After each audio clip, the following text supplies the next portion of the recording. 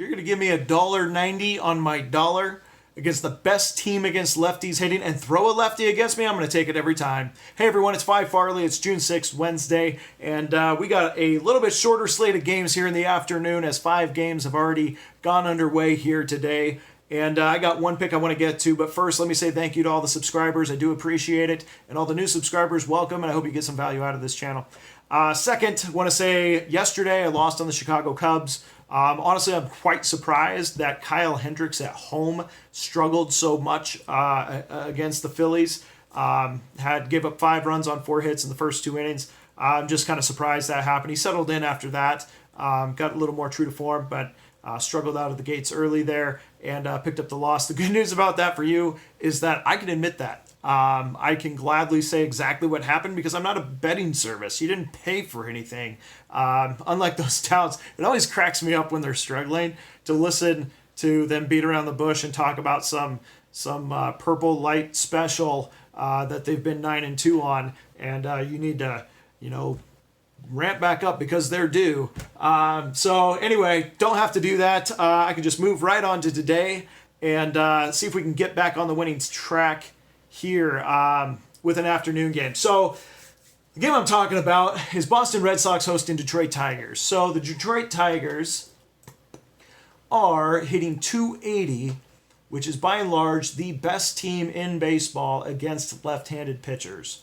Boston Red Sox, which is also facing a lefty today, in Hardy is hitting .239, 18th in baseball.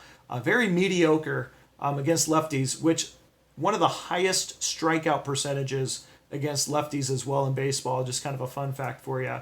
Eduardo Rodriguez, I will admit, has had some success in his last 3 games. However, those are against opponents that are not hitting the ball very well right now. Toronto, Atlanta, and Baltimore. Even though Baltimore did get 9 hits off of him, they were unable to score. What's also interesting about Rodriguez is you dig into his numbers. He has on this season, he's got a 121 whip and a 3.88 ERA. But at home, for each of his last 4 seasons, he's had a higher ERA at home than he has on the road.